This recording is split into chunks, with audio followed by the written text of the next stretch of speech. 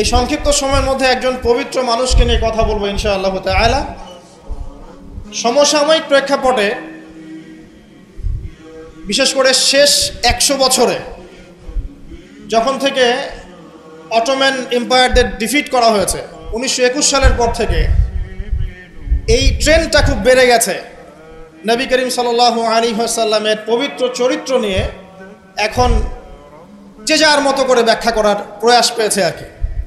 যদিও এটা আবু লাহাবের সুন্নাহ, আবু জাহেলের সুন্নাহ, এটা উতবা বিনতে আমের আরেকজন ছিল, উতবা বিনতে আবু মুঈদ, আরেকজন ছিল সাল্লাম বিন আবু হুকাইক, আরেক ব্যক্তি ছিল আশনাক বিন শারিক, এরকম কিছু একটা তার নাম। এই সব মানুষরা ছিল আইয়ামে জাহিলিয়াতের মধ্যে। এই মানুষদেরই সুন্নাহ আর কি এখন নতুন করে চালু করা হচ্ছে বিভিন্ন জায়গায়, মুক্ত চিন্তার নামে, বাক স্বাধীনতার নামে, কলম চর্চার নামে, বিভিন্ন নাম দিয়ে আমরা এখন নবী সাল্লাল্লাহু আলাইহি ওয়াসাল্লামের পবিত্র চরিত্র নিয়ে যা ইচ্ছা তাই কথা বলার চেষ্টা করছি বা দুঃসাহস দেখাচ্ছি।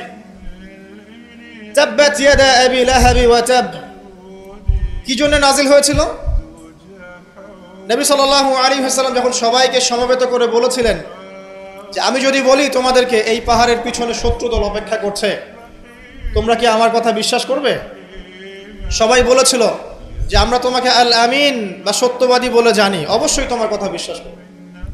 তখন তিনি বলেছিলেন কুলু লা ইলাহা ইল্লাল্লাহ তুফলিহুন, তোমরা শুধু বলো লা ইলাহা ইল্লাল্লাহ, আল্লাহ ছাড়া কোনো ইলাহ নেই, তোমরা সফল হয়ে যাবে। এটা আইয়ামে জাহিলিয়াতের কথা। আবু লাহাব তালি দিয়েছিল, হাত দিয়ে তালি দিয়েছিল এবং ঢিল নিক্ষেপ করেছিল, নবী সাল্লাল্লাহু আলাইহি ওয়াসাল্লামকে কষ্ট দিয়েছিল। আল্লাহ পাক সূরা নাজিল করেছেন তাব্বাত ইয়াদা আবি লাহাবি ওয়া তাব, ধ্বংস হোক আবু লাহাবের দুই হাত এবং সে নিজেও ধ্বংস হোক। কিয়ামত পর্যন্ত এই পৃথিবীতে যদি একটা মুসলিমও বেঁচে থাকে এবং সে যদি কোরআন পড়তে জানে, সে আবু লাহাবকে এই সূরা পড়ার মধ্য দিয়ে অভিশাপ দিবে ইনশাআল্লাহ তাআলা। এটা নবী সাল্লাল্লাহু আলাইহি ওয়াসাল্লামের শান, তার মর্যাদা। সে শুধু একবার বলেছে হাততালি দিয়ে, এই কথা বলার জন্য আমাদেরকে ডেকেছিলে? এই কথা বলার জন্য আমাদেরকে ডেকেছ? আমরা আমাদের বাপ দাদাদেরকে, তাদের ইলাহকে ত্যাগ করে তোমার এক আল্লাহয় বিশ্বাস করব, এই জন্য ডেকেছ? ঢিল নিক্ষেপ করেছিল, গালি দিয়েছিল। তার আপন চাচা নবী সাল্লাল্লাহু আলাইহি ওয়াসাল্লামের আপন চাচা, আল্লাহ পাক আয়াত নাজিল করলেন আবু লাহাব ধ্বংস হোক এবং সে নিজেও। মা আগনা আনহু মালুহু ওয়া মা কাসাব, তার এই সম্পদ এবং সে যা অর্জন করেছে পৃথিবীতে, এগুলো কোনোই কাজে আসবে না। সায়াসলা নারান যাতা লাহাব, শীঘ্রই অচিরেই, সায়াসলা অচিরেই সে প্রবেশ করবে এমন আগুনে যে আগুন লাল অগ্নিশিখা নির্বাপিত করছে। সাথে ওয়ামরাতুহু, তার স্ত্রীও, হাম্মালাতাল হাতাব, যে কিনা কি করত? হাম্মালাতাল হাতাব, খড়কুটা বহন করত, নবী সাল্লাল্লাহু আলাইহি ওয়াসাল্লামের আঙ্গিনায় ফেলতো। ফি জিদিহা হাবলুম মিন মাসাদ, তার গলায় থাকবে খেজুর পাকানো রশি, এটা দিয়ে আযাব দেওয়া হবে, নাউযুবিল্লাহ। কিয়ামত পর্যন্ত যত মানুষ বেঁচে থাকবে মুসলিম, যারা কোরআন পড়বে, ছোট হোক বড় হোক, ধনী গরিব, সাদা কালো, যে কোনো জায়গার, যে কোনো জাতির, যে কোনো বর্ণের, যে কোনো রঙের, আবু লাহাবকে সে কিয়ামত পর্যন্ত গালি দিতে থাকবে। এটা আল্লাহ পাকের বিচার। আর পরকালে তো তার জন্য যন্ত্রণাদায়ক শাস্তি অপেক্ষা করছে। আরেকজন ব্যক্তি ছিল যার নাম উতাইবা, এ আবু লাহাবেরই ছেলে। একদিন নবী সাল্লাল্লাহু আলাইহি ওয়াসাল্লামকে সে গিয়ে বলছে ওয়ান নাজমি ইযা হাওয়া, এই সূরার এই প্রথম দিকের আয়াতগুলো আমি বিশ্বাস করি না। এক পর্যায়ে নবী সাল্লাল্লাহু আলাইহি ওয়াসাল্লামের সাথে বাকবিতণ্ডা করতে লাগলো। আমাদের নবীজি তো তর্ক করতেন না, স্বল্পভাষী, মিষ্টিভাষী, নরম মানুষ ছিলেন, তর্ক করতেন না, নিজে কাউকে কখন একটা থাপ্পড়ও দেননি, এমন মানুষ ছিলেন। তো সেই মানুষটাকে সে মুখে থুতু নিক্ষেপ করেছিল, তবে এই থুতুটা তার মুখ পর্যন্ত পৌঁছে নাই, আল্লাহ পাক পৌঁছাতে দেননি। আরো কষ্ট দেওয়ার জন্য তার জামা টানা হ্যাচড়া করছিল। আর রাহিকুল মাখতুম বইয়ের মধ্যেই আছে, পড়ে দেখবেন। আল্লামা সফিউর রহমান মোবারকপুরি রাহিমাহুল্লাহ রচিত আর রাহিকুল মাখতুম, যেটা 1187টা বা 85টা বইয়ের মধ্যে ফার্স্ট প্রাইজ পেয়েছে, প্রথম স্থান অধিকার করেছে এই বই। এখানেই লেখা আছে। তো নবী সাল্লাল্লাহু আলাইহি ওয়াসাল্লাম কষ্ট পেয়েছিলেন, কষ্টে তখন তিনি বলেছেন আল্লাহর কাছে, ওই মুহূর্তে বলেছেন, আল্লাহ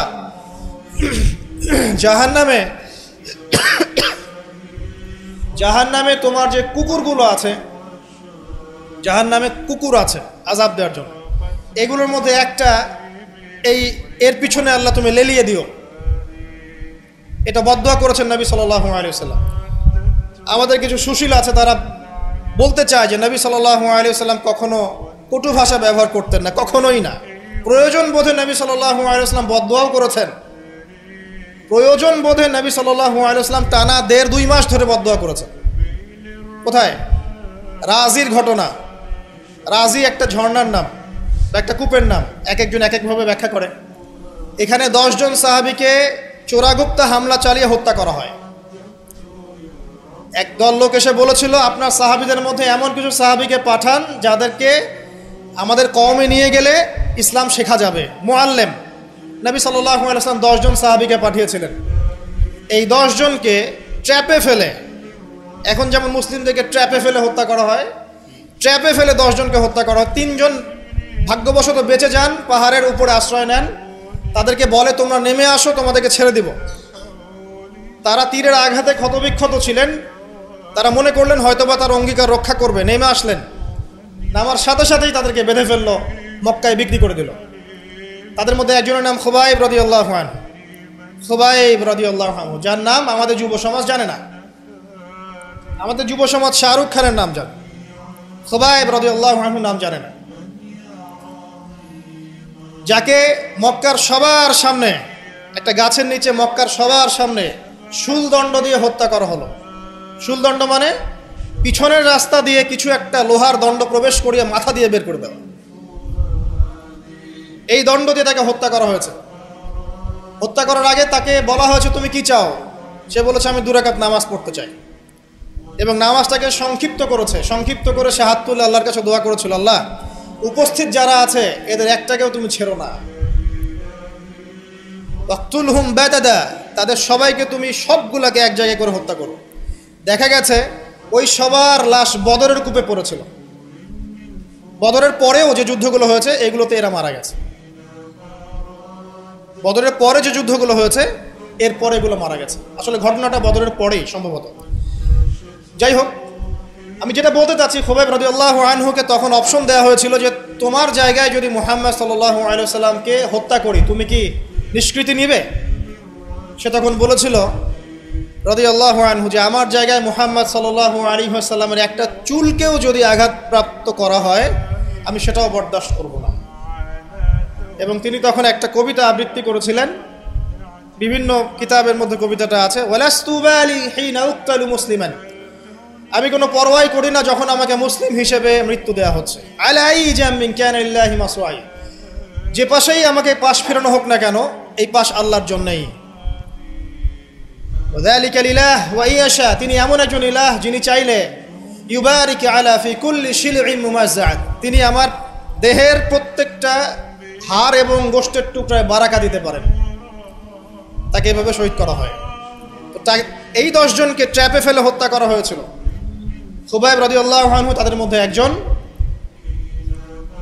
খেয়াল করে দেখেন, নবী সাল্লাল্লাহু আলাইহি ওয়াসাল্লাম এই ঘটনার পরে 1 থেকে 1.5 মাস তিনি টানা বদদোয়া করেছেন এই কওমকে যেন আল্লাহ পাক ধ্বংস করে।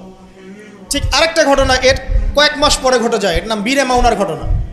বীরে মাউনা একটা জায়গার নাম, যেখানে একইভাবে দিন শেখার কথা বলে দায়ীদেরকে ডেকে নিয়ে এসে 70 জন দায়ীকে একসাথে হত্যা করা হয়েছে ট্র্যাপে ফেলে। এই জিনিসগুলো হিস্ট্রির কথা মনে করিয়ে দেয় আমাদেরকে। ইসলামের ইতিহাস পড়ে দেখেন, মঙ্গলরা, ওইদিকে রোমকরা, বাইজেন্টাইনরা বিভিন্ন সময় মুসলিমদেরকে ভেবে ট্র্যাপে ফেলে হত্যা করেছে। মসজিদে ঢুকিয়ে চারদিক থেকে মসজিদকে পুড়িয়ে দিয়েছে, আগুন দিয়ে দিয়েছে। এরকম অনেক ঘটনা ঘটেছে ইতিহাসে। আব্বাসীয় খেলাফতের সময় মঙ্গলরা যখন আক্রমণ করেছিল, মাত্র 40 দিনের ব্যবধানে 10 থেকে 20 লক্ষ মানুষকে হত্যা করেছে, সবাই মুসলিম। একটা কথা মনে পড়ে যায় ঘটনাটা বলতে গেলেই, ওই সময় আব্বাসীয় খেলাফতের যে মানে আমির ছিলেন বা খলিফা ছিলেন, তারা মোটামুটি দুনিয়া পূজারী হয়ে গিয়েছিলেন আর কি। দুনিয়ার যে মোহ তাদের মধ্যে ঢুকে গিয়েছে, ধন সম্পদ জমা করে করে এক একজন স্তূপ করেছিল আর কি। তো মঙ্গল যে কমান্ডার ছিল, যে হত্যা করেছে, সে আব্বাসীয় খলিফাকে তখন হেসড়ে নিয়ে এসে বলছে, কি চাও? সে বলছে, আমি পিপাসার্ত, পানি চাই। ওকে কারাগারে নিয়ে গিয়ে ওর মুখটা দুজন মিলে খুলে দুজন দুদিক থেকে ধরে সোনার কয়েন ঢালা হয়েছে গলার মধ্যে। বলছে, খাও, এগুলো পান করো। ওই মঙ্গল কমান্ডার, যে মঙ্গল, ওই যে হালাকু খায়ের নাম শুনেছেন, চেঙ্গিস খা হালাক, ওদের বংশধর, সে বলছিল যে এই যে ধন সম্পদগুলো তোমরা জমা করেছিলে, মুসলিমদেরকে বলছে, মুসলিম খলিফাকে, এই ধন সম্পদগুলো তোমরা যে জমা করেছিলে, এইগুলো যদি নিজেরা জমা না করে তোমাদের জনগণের কল্যাণে ব্যয় করতে, তারা আজকে তোমার পক্ষে যুদ্ধ করতো। এখন এগুলো খাও, পানি নাই। মঙ্গল কমান্ডারের কাছে শিক্ষণীয় বিষয় আছে না? যেটা বলছিলাম, নবী সাল্লাল্লাহু আলাইহি ওয়াসাল্লাম ক্ষেত্র বিশেষে বদদোয়া করেছেন। এই ব্যক্তির সম্পর্কে বদদোয়া করেছিলেন যে, আল্লাহ আমাকে কষ্ট দিয়েছে, আমার মুখে থুতু নিক্ষেপ করতে চেয়েছে, আমার পোশাক ছিঁড়ে ফেলেছে, আল্লাহ তুমি তোমার জাহান্নামের কুকুরের মধ্যে একটা কুকুরকে দিয়ে খাইয়ে দিও। এই ব্যক্তি সিরিয়ায় গিয়েছিল ব্যবসা করতে, হঠাৎ করে রাত্রেবেলা দেখে চারপাশে বাঘ। আর এগুলো কোনো গাল গল্প নয়, হঠাৎ করে বাঘ চারপাশে। সে বলছে, আমি মারা যাব। তার সঙ্গী সাথীরা বলছে যে, আমরা তো এখানে আছি, কোনো সমস্যা নেই, আমরা তো কিছু দেখতে পাচ্ছি না। সে বলছে, না, আমি যা দেখতে পাচ্ছি তোমরা দেখতে পাচ্ছ না। রাতের অন্ধকারে ঠিকই একটা বাঘ এসে তার গলা গর্দান ছিঁড়ে নিয়ে চলে গেছে। ওই যে বদদোয়া নবী সাল্লাল্লাহু আলাইহি ওয়াসাল্লামের, এই যে ফল। আরেকদিন নবী সাল্লাল্লাহু আলাইহি ওয়াসাল্লাম নামাজ পড়ছেন কাবার হাতিমে, সেজদা দিয়েছেন। উকবা বিন আবি মুঈত, একজন কাফের, ওই যে উটের, বড় উটের ঘটনা জানেন না, উটের নাড়ি ভুড়ি নিয়ে এসে তার গর্দানে গলায় চাপিয়ে দিল, আর পা দিয়ে নবী সাল্লাল্লাহু আলাইহি ওয়াসাল্লামের গালটাকে ঠেসা দিয়েছিল, যাতে প্রায় তার চোখ বের হয়ে আসতেছে এমন একটা অবস্থা। যদি কাউকে এভাবে চাপ দেওয়া হয় খুব জোরে, চোখটা লাল হয়ে যাবে না? এইভাবে স্পষ্ট লেখা আছে সিরাতের গ্রন্থগুলোতে। নবী সাল্লাল্লাহু আলাইহি ওয়াসাল্লামকে এই অবস্থা থেকে উদ্ধার করলেন তার মেয়ে ফাতিমা রাদিয়াল্লাহু আনহা। আল্লাহর নবী প্রচণ্ড কষ্ট পেলেন এই দিন, প্রচণ্ড কষ্ট, এবং হাত তুলে তিনি একটা একটা করে নাম উল্লেখ করতে থাকলেন। আল্লাহ, আবু জাহেল ইবনে হিশাম, উকবা বিন আবি মুঈত, উতবা, শাইবা, রাবিআ, নাম উল্লেখ করতে থাকলেন। আল্লাহ, এদেরকে তুমি ছেড়ো না, এদেরকে দেখে নিও। নবীজি একবার যখন আল্লাহর সামনে বলবেন কিয়ামতের মাঠে, আল্লাহ আমার উম্মত, আল্লাহ আমার উম্মত, আল্লাহ পাক এক দোয়াতেই নবী সাল্লাল্লাহু আলাইহি ওয়াসাল্লামকে বলবেন, তোমার উম্মতের মধ্যে যার অন্তরে সরিষা পরিমাণ ঈমান আছে ওকে বের করে নিয়ে আসো। সেই মানুষ যদি বদদোয়া করে নাম ধরে, তাদের কি অবস্থা হবে এবার চিন্তা করেন। সেই মানুষের শান, তার মর্যাদা, তার চরিত্র নিয়ে কেউ যদি কথা বলে, কটূক্তি করে, তার অবস্থা পরকালে কি হবে চিন্তা করেন। দুনিয়াতে হয়তো কিছু হবে না, হয়তো পার পেয়ে যাবে। এই দুনিয়াটা চূড়ান্ত ফলাফলের জায়গা নয়। আর মুসলিমরা এখন দুর্বল, তাদের আল্লাহর কাছে দোয়া করা ছাড়া এখন কোনো অপশনও নাই। দোয়ার অনেক অনেক ক্ষমতা আছে। নবী সাল্লাল্লাহু আলাইহি ওয়াসাল্লাম দোয়া করলেন, এই 10 জন ব্যক্তির লাশ বদরের প্রান্তরে পাওয়া গেছে। আবু জেহেল দেখবেন বদরের নিহত হয়েছে, উতবা, শাইবা, সবগুলা বদরের কূপে। এবং কূপে যখন তাদেরকে ফেলা হয়েছে, নবী সাল্লাল্লাহু আলাইহি ওয়াসাল্লাম কূপের পাশ দিয়ে যাওয়ার সময় বলছিলেন, তোমরা কি তোমাদের জাযা পেয়ে গেছো?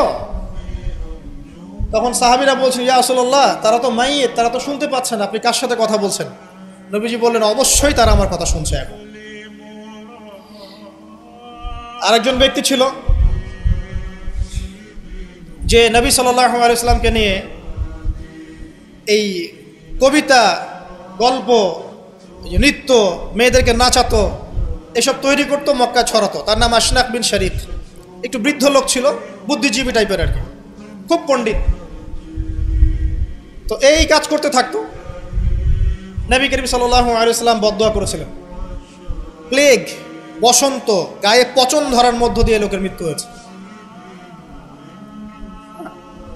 আরও আছে, বলতে গেলে অনেক সময় চলে যাবে, আপনাদের খুতবার সময় খুব শর্ট। আমি অন্য টপিকে যেতে যাচ্ছি আর আমি বলতে যাচ্ছি, এই আইয়ামে জাহেলিয়াত থেকে এটা চলে আসছে। নবী করিম সাল্লাল্লাহু আলাইহি ওয়াসাল্লামকে জীবিত অবস্থায় এই 23 বছরে মোট 16 বার হত্যা করার চেষ্টা করা হয়েছে। কতবার? এবং তাকে এই 23 বছরের নববী জীবনে প্রায় 15টা গালি খেতে হয়েছে। সাহের, জাদুকর, কাযযাব, মহামিথ্যাবাদী, ফারিকুল জামাত বিভক্তকারী, ঐক্য বিনষ্টকারী, অনেক কথা শুনতে হয়েছে 15টার মতো। কাবা ঘরে যখন তিনি তাওয়াফ করছেন মক্কা বিজয়ের পর, তখনও তাকে চোরাগুপ্ত হামলা চালিয়ে হত্যা করার চেষ্টা করা হয়েছে। তিনি বসে আছেন, তার সামনে তরবারি নিয়ে গেছে, আল্লাহ ওহির মাধ্যমে জানিয়ে দিয়েছেন, তিনি বলেছেন তরবারি কি জন্য এনেছো? আমাকে হত্যা করার জন্য। সাথে সাথে সে মুসলিম হয়েছে। ইহুদিরা ডেকেছে, এই যে বনু নাজির গোত্র, যাদের ঘটনা সূরা হাশরের মধ্যে বর্ণিত আছে, সূরা হাশরের পিছনে দেখবেন বনু নজিরের ঘটনা আছে। বনু নজির এরা ডেকেছে নবী সাল্লাল্লাহু আলাইহি ওয়াসাল্লামকে, চুক্তি নিয়ে আমরা কথা বলবো, আমরা শান্তি নিয়ে কথা বলবো, এই জন্য ডেকেছে। নবী করিম সাল্লাল্লাহু আলাইহি ওয়াসাল্লাম আবু বকর ওমর রাদিয়াল্লাহু আনহুকে নিয়ে গিয়েছেন, দেয়ালের পাশে বসেছেন, উপর থেকে পাথর ফেলে হত্যা করার চেষ্টা করা হয়েছে। আল্লাহ পাক জানিয়ে দিয়েছেন, তিনি সেখান থেকে চলে গেছেন। প্রায় 16 বার, আমার ছোট্ট গবেষণা, সিরাতের বইগুলো পড়ে দেখেন, প্রায় 16 বার তাকে হত্যা করার চেষ্টা করা হয়েছে। তাকে জীবিত অবস্থায় প্রায় 15টা গালি খেতে হয়েছে। কিন্তু প্রত্যেকটা বিষয়ের রিফ্লেকশন একই রকম ছিল না। মাক্কি জীবনে নবী সাল্লাল্লাহু আলাইহি ওয়াসাল্লাম প্রচণ্ড সবর এবং ধৈর্যের পরিচয় দিয়েছে। দোয়া করেছেন, বদদোয়া করেছেন, হেদায়েতের দোয়া করেছেন। কিন্তু মাদানী জীবনে যখন নবী করিম সাল্লাল্লাহু আলাইহি ওয়াসাল্লাম যখন একটা স্টেটের প্রধান, রাষ্ট্রপ্রধান, তার কাছে ইকোনমিক পাওয়ার, পলিটিক্যাল পাওয়ার, সামরিক পাওয়ার সব কিছু আছে, একটা সুপার পাওয়ারের মতো, ঠিক তখন তিনি এই অপবাদগুলো সহ্য করেন নাই। একজন ব্যক্তির নাম কাব বিন আশরাফ, নবী করিম সাল্লাল্লাহু আলাইহি ওয়াসাল্লাম সাহাবীদেরকে বলেছেন, ওকে মেরে চলে আসো।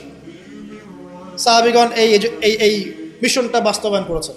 পরে আরেকজন ছিলেন সাল্লাম বিল হুকাইক, আর এক ইহুদি নেতা। নবীজি একদিন বলেন, আমাকে কষ্ট দিয়েছে, কে আছো আমার মনে শান্তি দিতে পারো? 3জন সাহাবী চলে গেলেন। খায়বারের দুর্গের মধ্যে ঢুকেই তার কেসাস করা হয়েছে। সবসময় রিফ্লেকশন একই রকম ছিল না। মক্কা বিজয়ের পরে, মক্কা বিজয়ের দিন তিনি সবাইকে ক্ষমা করে দিয়েছেন আমভাবে, শুধু কয়েক শ্রেণীর মানুষ বাদ দিয়ে। যার মধ্যে এক শ্রেণী হচ্ছে যারা নবী করিম সাল্লাল্লাহু আলাইহি ওয়াসাল্লামকে সারা জীবন বিভিন্নভাবে কথা, গান, লেখা, নর্তকী বিভিন্নভাবে তাকে কষ্ট দিত। ইবনু খাতাল নামে একজন ব্যক্তি ছিল, সে কাবা ঘরের গেলাফ ধরে ঝুলেছিল। ওই অবস্থায় আলী রাদিয়াল্লাহু আনহু তাকে হত্যা করেছে। আমি আপনাদেরকে বলছি না যে এটা সলিউশন, আমি এটা বলছি না আমি আপনাদেরকে বলতে চাচ্ছি, জীবিত অবস্থাতেই নবী সাল্লাল্লাহু আলাইহি ওয়াসাল্লামকে প্রায় 15টা গালি খেতে হয়েছে, তাকে 16 বার হত্যা করার চেষ্টা করা হয়েছে। কিন্তু সবসময় তার রিফ্লেকশন একই রকম ছিল না, প্রতিক্রিয়া একই রকম ছিল না। যখন মাক্কি যুগ, মুসলিমদের অবস্থা দুর্বল, মুসলিমদের হাতে কোনো রকম ক্ষমতা নেই, আলাদা রাষ্ট্র নেই, কোনো ইকোনমিক বেস নাই, আমরা সেখানে অনেকটাই দুর্বল, বেশ দুর্বল। বরং সেখান থেকে হিজরত করে চলে যেতে হয়েছে মদিনায়, তাই নয় কি?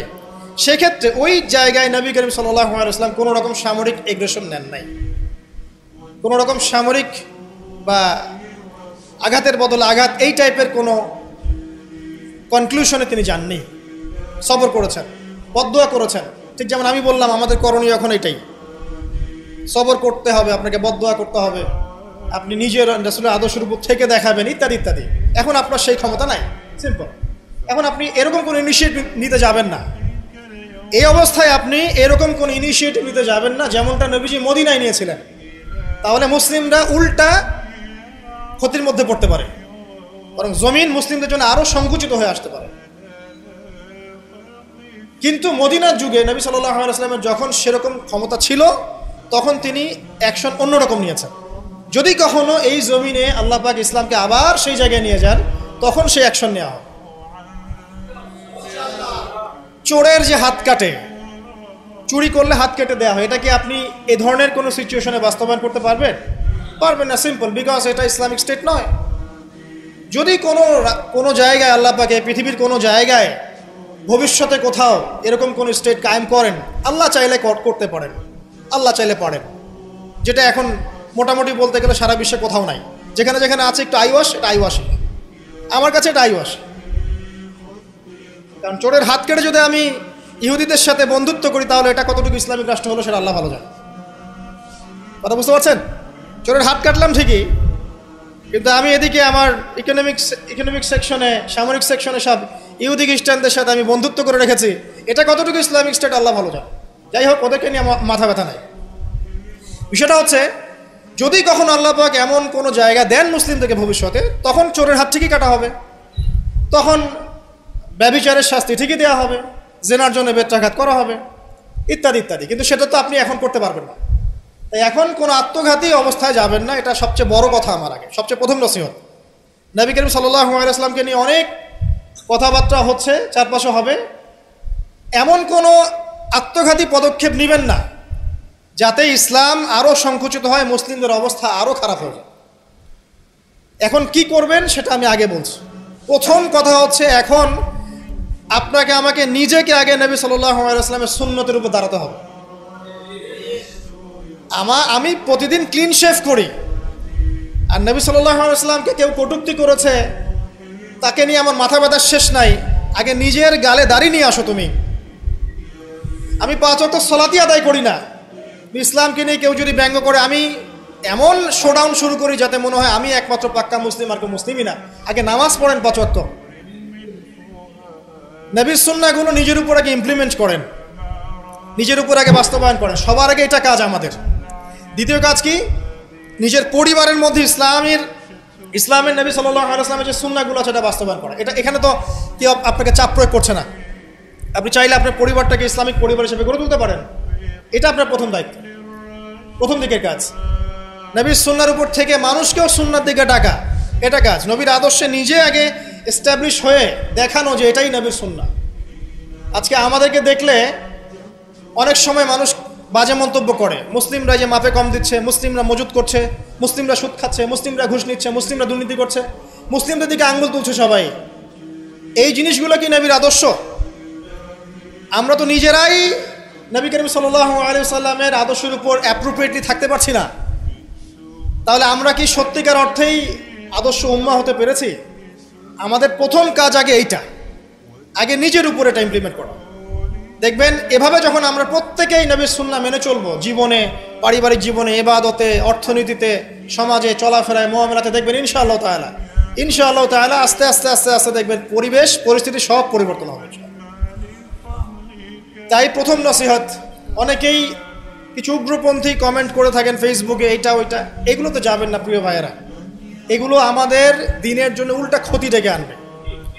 এবং যারা ইচ্ছাকৃতভাবে মুসলিমদেরকে উস্কায়, তারা চায় যে মুসলিমরা এমন কোনো কাজ করুক যাতে তারা মুসলিমদেরকে ডমিনেট করার কোনো সুযোগ খুঁজে পায়।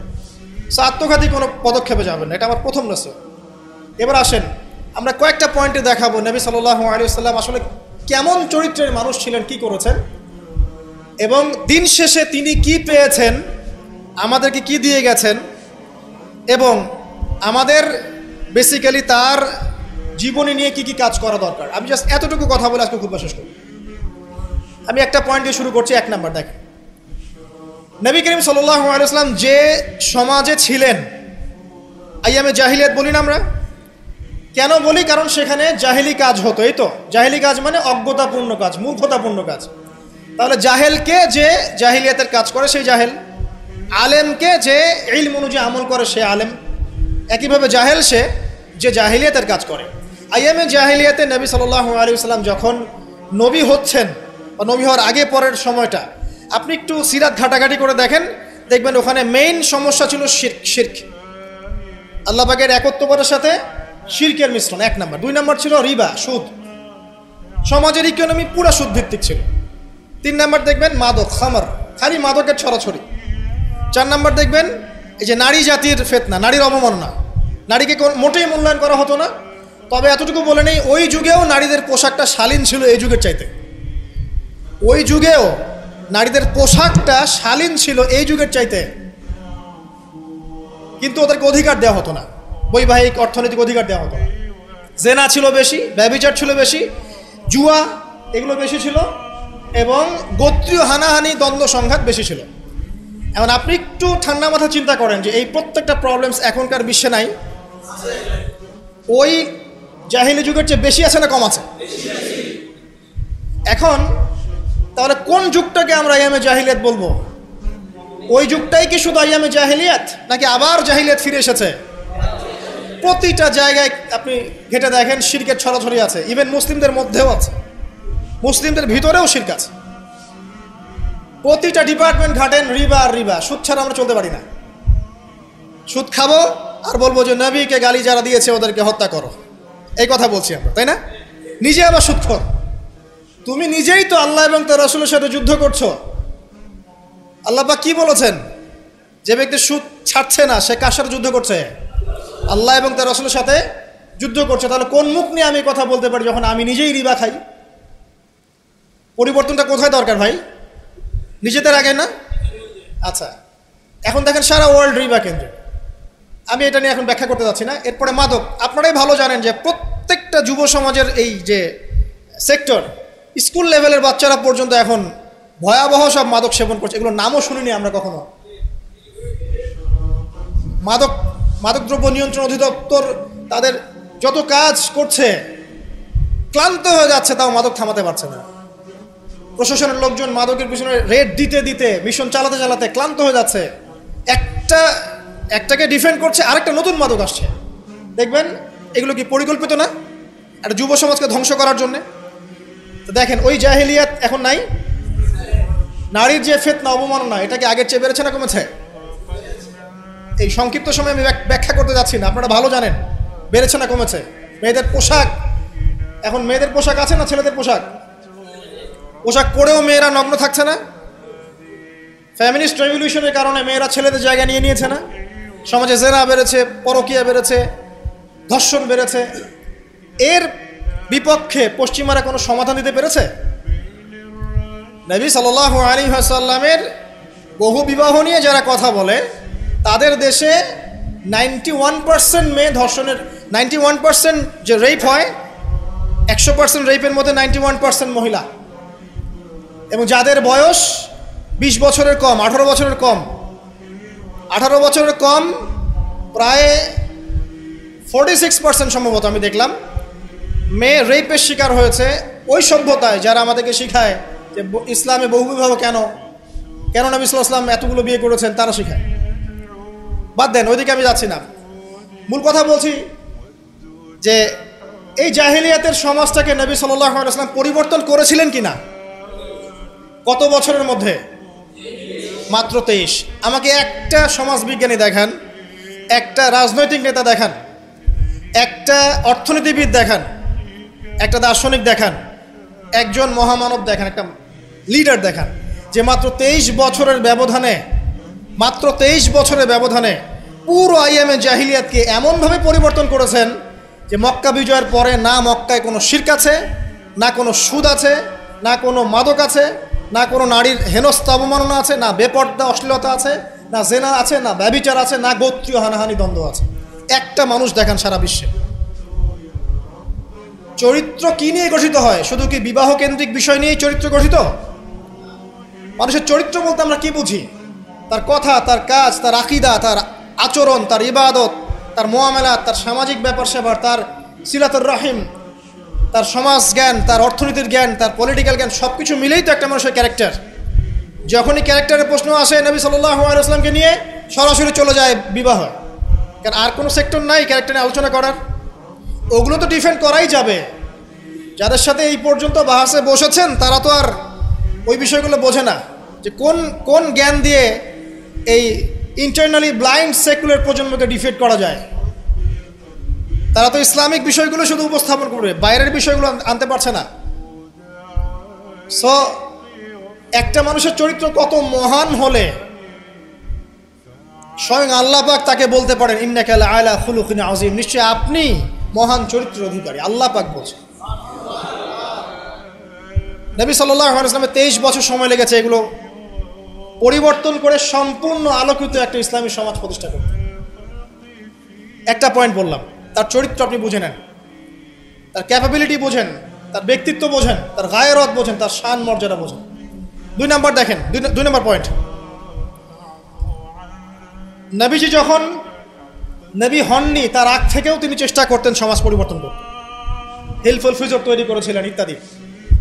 40 বছর বয়সে যখন ওহী আসলো, 40 বছর বয়সে যখন ওহী আসলো, কি আসলো? আল কোরআন এবং তার ব্যাখ্যা সুন্নাহ। এই কোরআন এবং সুন্নাহকে কাজে লাগিয়ে এর শিক্ষা দিয়ে এর জ্ঞানটাকে প্রচার করে মানুষের মধ্যে এর জ্ঞানটাকে ইনস্টল করে নবী সাল্লাল্লাহু আলাইহি ওয়াসাল্লাম পুরো সমাজটাকে সংস্কার করলেন।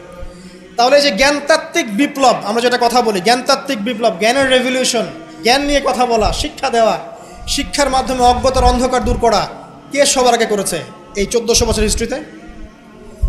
যারা এখন আমাদেরকে সায়েন্টিফিক এবং টেকনোলজিক্যাল জ্ঞানের কথা বলে, ওই পশ্চিমা সভ্যতাই, তারা কতদিন হলো সভ্য হয়েছে? কতশো বছর আগে সেখানে ফরাসি বিপ্লব হয়েছে, কত শতাব্দী হলো সেখানে সায়েন্টিফিক এবং টেকনোলজিক্যাল রেভলিউশনগুলো হয়েছে? 100-200 বছর, সর্বোচ্চ 300 বছর। 1400 বছর আগে নবী সাল্লাল্লাহু আলাইহি ওয়াসাল্লাম ইকরা দিয়ে জ্ঞানের রেভলিউশন করেছে, সাহাবীদেরকে জ্ঞান শিক্ষা দিয়েছেন। কোন জ্ঞান? অভ্রান্ত সত্যের উৎস, ওয়াহির জ্ঞান। ওরা যে জ্ঞান শিখাচ্ছে সেটা কি? বস্তুবাদী জ্ঞান। এখানে পরকাল নাই, এখানে আপনার জিন নাই, মালায়েকা নাই, বেহেশত নাই, জান্নাত নাই, জাহান্নাম নাই, হিসাব নাই, মিজান ফজিলত কিছু নাই, ঈশ্বর নাই, গডলেস এডুকেশন সিস্টেম। ওদের ভাষায় গড বলেছে, এটা নিয়ে আবার বিতর্কিত করেন না। কথা বলতেও ভয় পাই আমি, যা জানি। আর আমি মুসলিমদেরকে বেশি ভয় পাই, কারণ তারাই বিতর্কিত করতে বেশি পছন্দ করে। গডলেস বলতে বুঝিয়েছি তাদের ভাষায় ঈশ্বরহীন একটা সিস্টেম। তো আমরা জ্ঞানের যে সিলসিলা দিয়েছি 1400 বছর আগে, ইকরা বিসমি রাব্বিকাল্লাযী খলাক দিয়ে, প্রত্যেকটা সাহাবী আবু বকর, ওমর, ওসমান, আলী থেকে শুরু করে একদম শেষ পর্যন্ত দেখবেন সবাই এই জ্ঞানের আলোয় আলোকিত হয়েই সমাজ পরিবর্তন করেছে। মক্কার 13 বছরে আমরা ছিলাম, একজন সাহাবী কি কোনো কাফেরের উপর হাত তুলেছিল? দেখাতে পারবেন? কোনো কাফেরকে একজন সাহাবী হত্যা করেছে বা আঘাত করেছে বা থাপ্পড় দিয়েছে? বরং আপনি দেখবেন শত শত কাফের তারা মুসলিমদেরকে আঘাত করেছে, নির্মম নির্যাতন করেছে। বেলাল রাদিয়াল্লাহু আনহুকে শুয়ে পাথর বিছিয়েছে, চাবুক মেরেছে, গা পুড়িয়ে দিয়েছে, কত কি করেছে। আবিসিনিয়ায় চলে যেতে হয়েছে, তায়েফে গিয়ে নবী সাল্লাল্লাহু আলাইহি ওয়াসাল্লামকে নিজের মার খেয়ে আসতে হয়েছে। এই যে 13 বছর সহনশীলতার পরিচয় দিয়েছেন এই শিক্ষায় শিক্ষিত মানুষরা, তারা কি উগ্র ছিলেন? তারা সন্ত্রাসী ছিলেন? তাদেরকে কি তরবারির জোরে ইসলাম কবুল করানো হয়েছে? এই 13 বছর যে সাহাবীরা ইসলাম কবুল করেছেন তারাই তো পরে বদরের যুদ্ধ করেছে, পরে উহুদে গিয়েছেন, পরে খন্দক খায়বারে গিয়েছেন। এই যে বেসিকটা তৈরি করেছি আমরা মক্কার 13 বছরে, এই 13 বছরটা কি উগ্রতা দিয়ে প্রদর্শন করা হয়েছিল? কোন রকমের আগ্রাসী মনোভাব প্রচার করা হয়েছে? কিচ্ছু করা হয়নি। শুধু জ্ঞান তাত্ত্বিক সলিউশন দেওয়া, জ্ঞান শিক্ষা দেওয়া হয়েছে, কোরআন শিক্ষা দেওয়া হয়েছে, হাদিস শিক্ষা দেওয়া হয়েছে।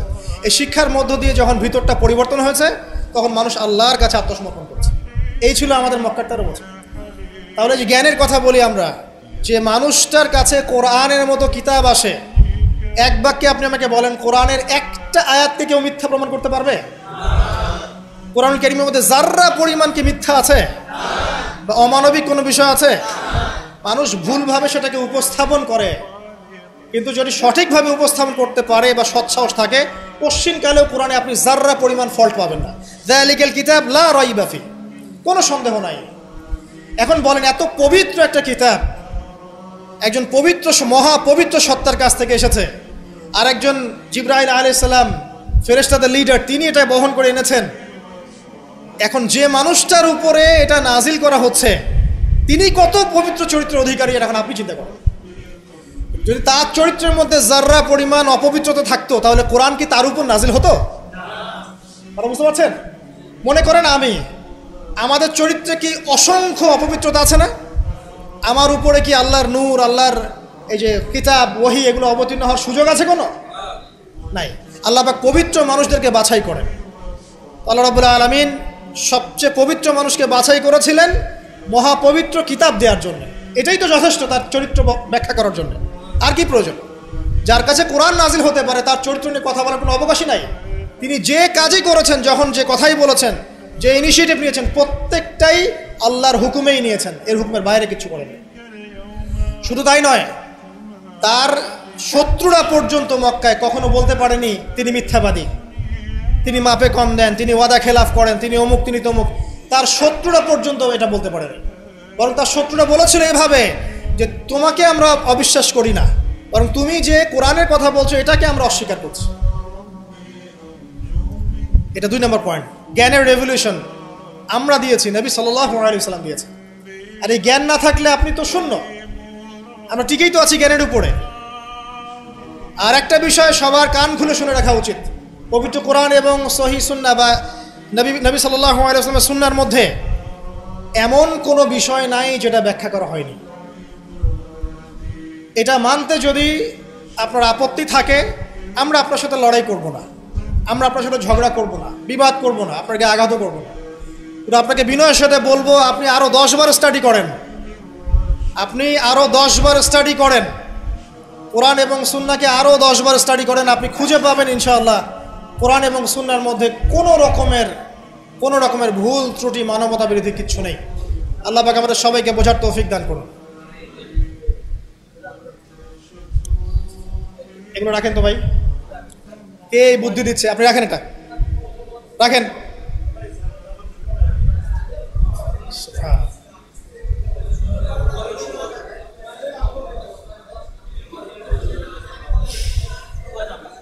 কয়টা পয়েন্ট বলেছি ভাই?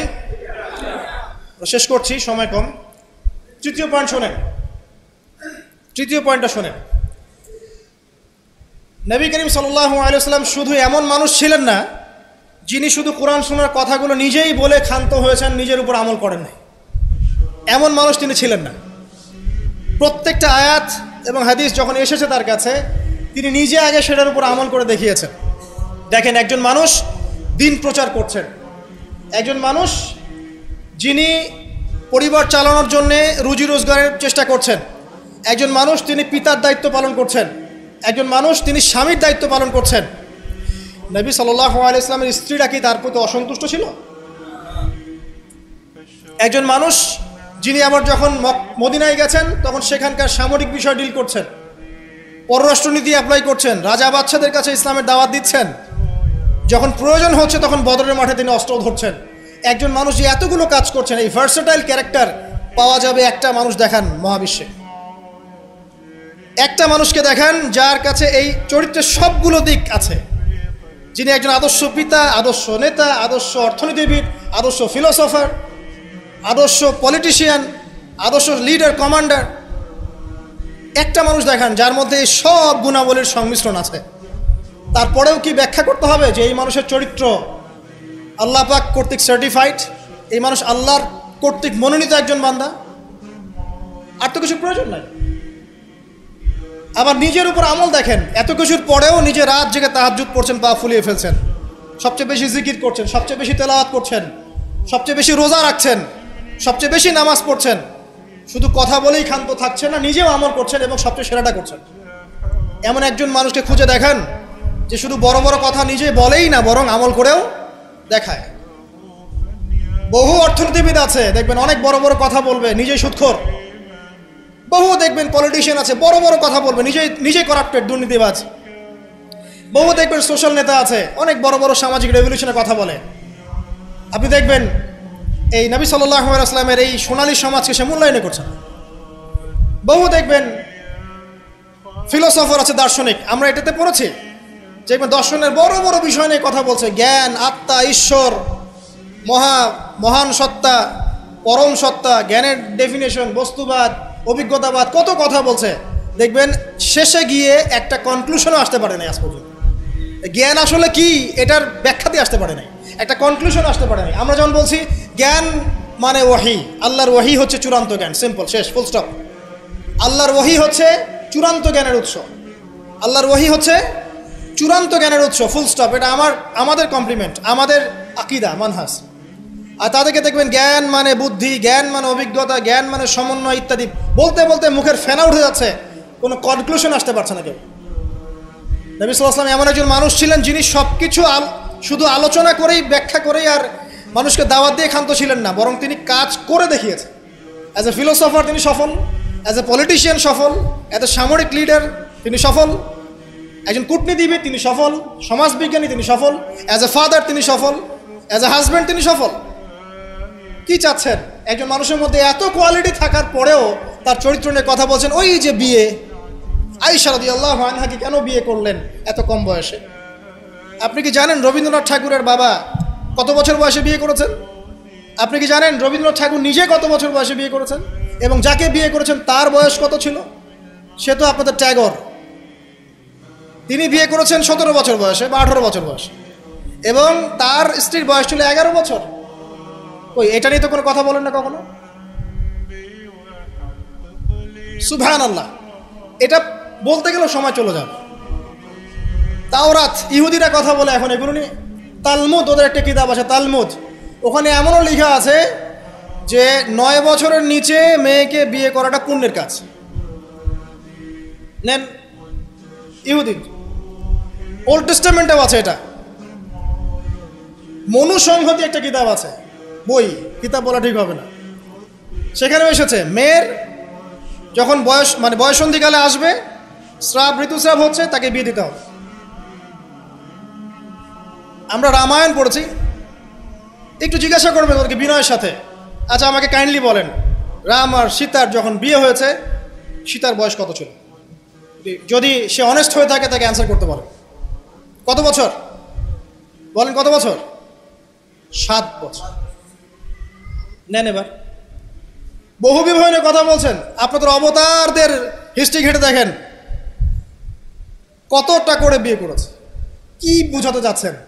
মানে একটা মানুষের চরিত্র ব্যাখ্যা করার জন্য একটা অপশন, সেটা হলো মেয়ে, নারী, ওইটা দিয়ে টান দিলেই মানে চরিত্র কালার করা যায়।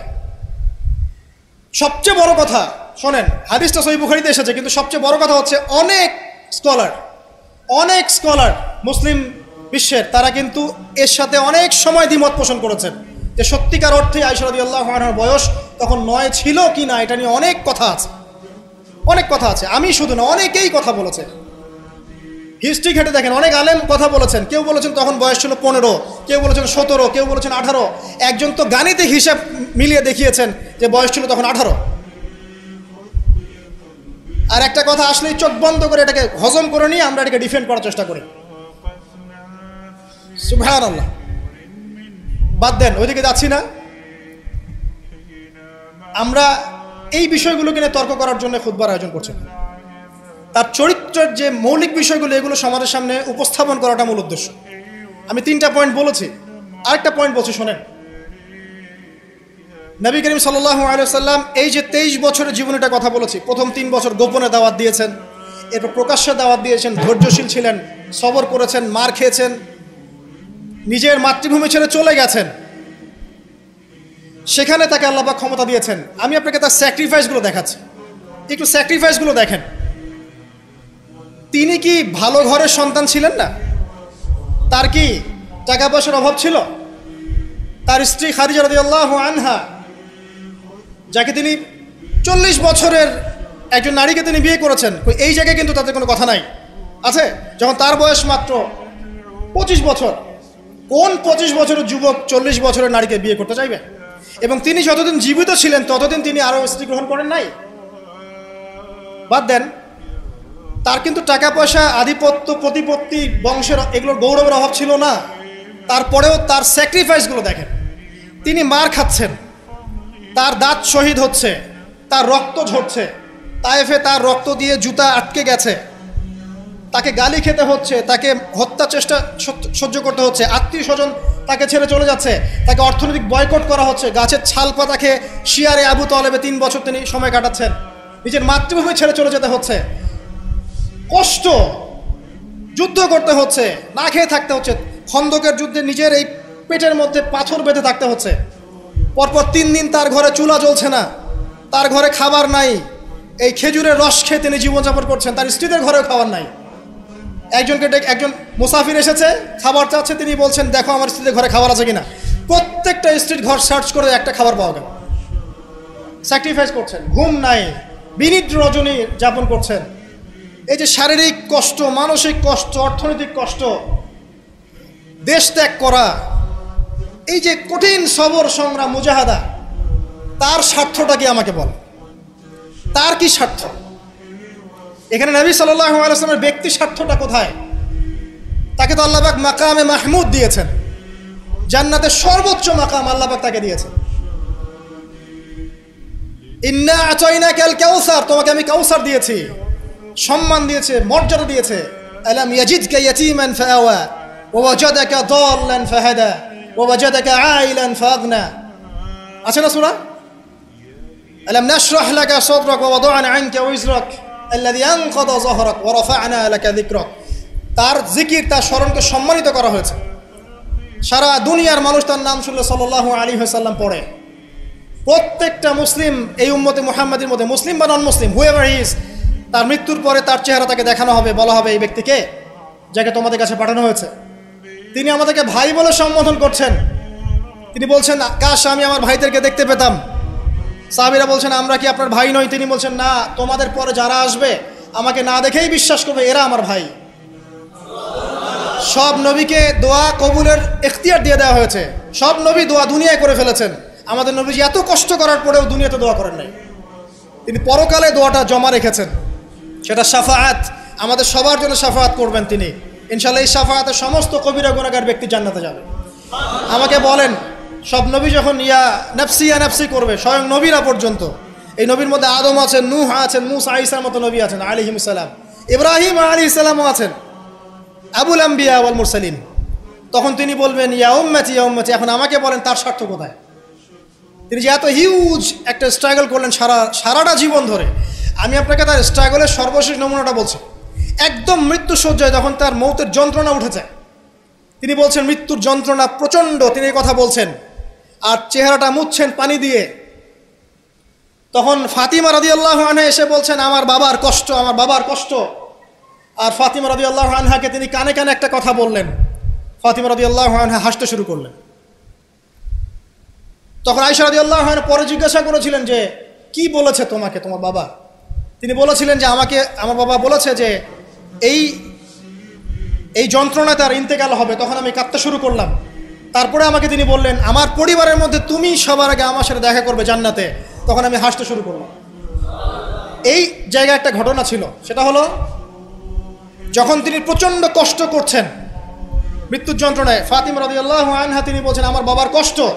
নবী সাল্লাল্লাহু আলাইহি ওয়াসাল্লাম বলছেন, শোনো ফাতিমা, লিসেন, এই স্টেটমেন্টটা খুব ভালো করে শোনেন এবং মন থেকে উপলব্ধি করার চেষ্টা করেন। তিনি বলেছেন, হে ফাতিমা, আজকের পর থেকে তোমার বাবার কোনো কষ্ট থাকবে না। আমার কথা বুঝতে পারছেন না? আজকের পর থেকে তোমার বাবার কোনো কষ্ট থাকবে না, মানে আজকে তিনি জান্নাতুল ফিরদাউসে চলে যাবেন। এই যে 23 বছর তিনি ছিলেন নবী হিসেবে, প্রতিটা দিন রাত তাকে দিনের জন্য কষ্ট করতে হয়েছে। শারীরিক কষ্ট, মানসিক কষ্ট, খাদ্যের কষ্ট, বাসস্থান। আচ্ছা, আমরা তো অনেক কথা বলি অনেক নেতাদেরকে নিয়ে, অনেক দার্শনিক, বিজ্ঞানী, সমাজবিজ্ঞানী, ফিলোসফার, বুদ্ধিজীবী ইত্যাদি। আমাদের যা আছে আমরা একটু মিলাই। নবী সাল্লাল্লাহু আলাইহি ওয়াসাল্লামের কি ছিল? এই মহান নেতা যিনি সারা জীবন কষ্ট করলেন, শেষে ফাতিমা রাদিয়াল্লাহু আনহাকে বলছেন, আজকের পর কোনো কষ্ট থাকবে না, আজকেই শেষ, সব কষ্ট আজকেই শেষ হয়ে যাবে। এই ব্যক্তির কি বাড়ি ছিল ডুপ্লেক্স? এই ব্যক্তির কতটুকু জমি ছিল? এই ব্যক্তি কতটুকু খাবার খেয়েছে প্রত্যেক দিন? এই ব্যক্তির কয়টা আলিশান জামা ছিল আমার মতো আপনার মতো? এই ব্যক্তির কত ব্যাংক ব্যালেন্স ছিল? এই ব্যক্তির কি ছিল দুনিয়াতে? দুনিয়ার জীবন চলার জন্য তার ঘরে কি ছিল? আসলে আমাদের প্রত্যেকের ঘরে যা আছে, নবী সাল্লাল্লাহু আলাইহি ওয়াসাল্লামের চেয়ে বেশি সম্পত্তি আছে। এই হিউজ স্ট্রাগল তিনি করলেন কার জন্য, মানে কাদের জন্য? তিনি পেলেনটা কি? এক কথায় উত্তর হচ্ছে, এই কষ্ট তিনি করেছেন উম্মতে মুহাম্মাদির জন্য। আফসোস, দুর্ভাগ্য যে আজকে উম্মতে মুহাম্মাদির মধ্যে এক শ্রেণীর মানুষ তার চরিত্র নিয়ে কথা বলে, দুঃসাহস করে, লজ্জায় তাদের মাথা হেড হয়ে যায় না। লজ্জা থাকতে হয় মানুষের মধ্যে। তো ধরেন কেউ একজন আপনার প্রতি ইহসান করেছে, অনেক উপকার করেছে আপনার, আপনি যদি তাকে নিয়ে ভালো মন্দ কথা বলা শুরু করেন, বুঝতে হবে আপনার নির্লজ্জ প্রকৃতির মানুষ, আপনি লজ্জাই নেই আপনার। আপনি একজন মানুষের কাছে ইহসান গুজার, সে আমার জন্য কত পরিশ্রম করেছে, আপনার তো তার পা ধুয়ে দেওয়া উচিত। সাহাবা একরাম রাদিয়াল্লাহু আনহুম এই কাজটাই করতেন এবং তারা আল্লাহ এবং তার রাসূলকে আপন মনে করতেন।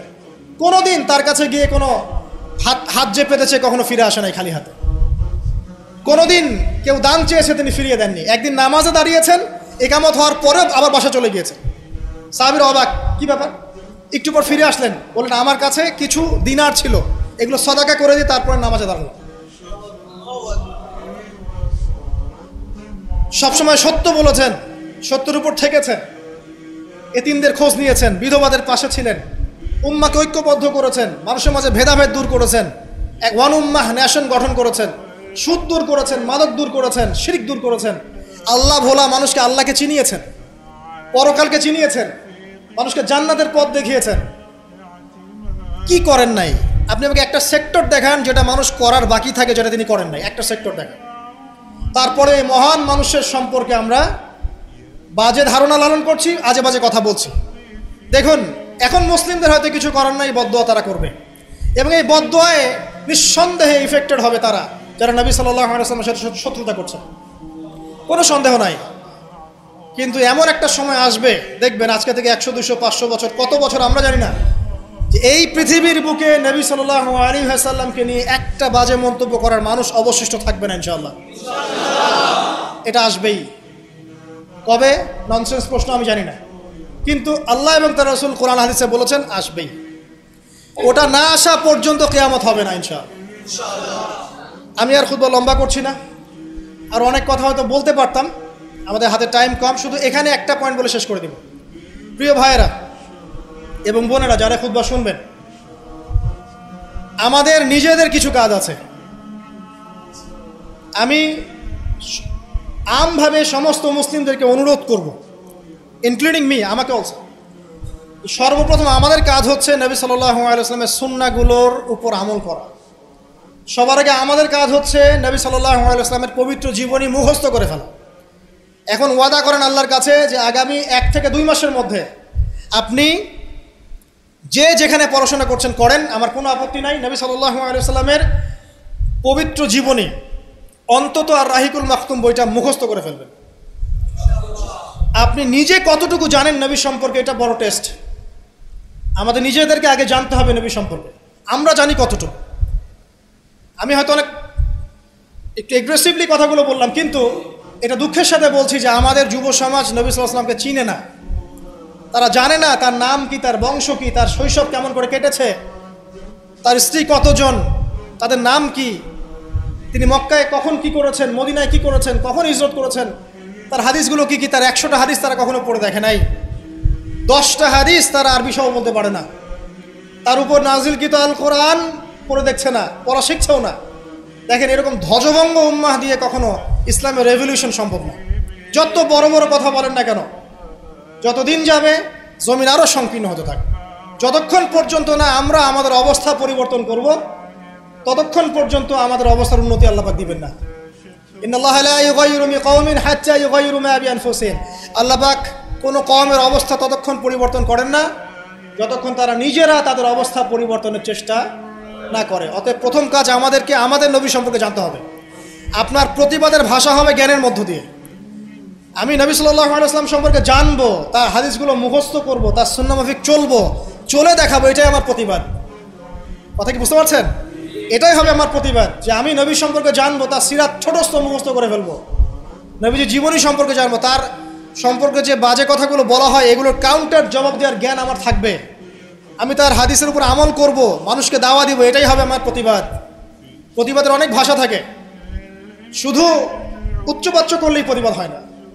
নিজেদেরকে আগে আমাদেরকে তার আদর্শের উপর এস্টাবলিশ হতে হবে, তখন গিয়ে ওই আয়াতের উপর আমল হবে। লাকাদ কানা লাকুম ফি রাসূলিল্লাহি উসওয়াতুল হাসানাহ। এবং এই উসওয়াতুল হাসানাহ আমরা জীবনের সব ক্ষেত্রে বাস্তবায়নের চেষ্টা করবো ইনশাআল্লাহ আযজা ওয়া জাল। প্রিয় ভাইরা, রাসূলের সিরাত পড়ুন, সিরাত মুখস্থ করুন, নবী সাল্লাল্লাহু আলাইহি ওয়াসাল্লামের হাদিসগুলো মুখস্থ করুন, পড়ুন। কোরআন অবশ্যই পড়া শিখুন, কোরআনের দাওয়াত মানুষকে দিন। উগ্র পন্থায় যাবেন না, একই সাথে শৈথিল্যতাবাদীও হবেন না, মধ্যম পন্থায় থাকেন, ইসলামের দিকে মানুষকে ডাকতে থাকেন। রাতারাতি কোনো ফলাফল পাওয়া যায় না, আস্তে আস্তে আস্তে আস্তে দেখবেন ফলাফল আসবে। নিজেদের সন্তানদেরকে কোরআন শেখান, হাদিস শেখান, নবীর আদর্শ শেখান, মসজিদ মাদ্রাসাগুলো গড়ে তোলেন, আবাদ করেন, সিলেবাসে পরিবর্তন আনেন, আধুনিকতা নিয়ে আসেন। যে জ্ঞান অর্জন করলে তারা দুনিয়া আখিরাত দুটি অর্জন করতে পারবে, এই জ্ঞানে তাদেরকে শিক্ষিত করেন। এবং ইলমের সাথে, প্রজ্ঞার সাথে, নূর বসিরার সাথে, মাউইজাতুল হাসানা, এগুলো দিয়ে আপনি ইসলামের দুশমনদের মোকাবেলা করেন। আল্লাহ পাক আমাদের সবাইকে নবী সাল্লাল্লাহু আলাইহি ওয়াসাল্লামের আদর্শে আদর্শবান হওয়ার তৌফিক এনায়েত করুন, আমিন।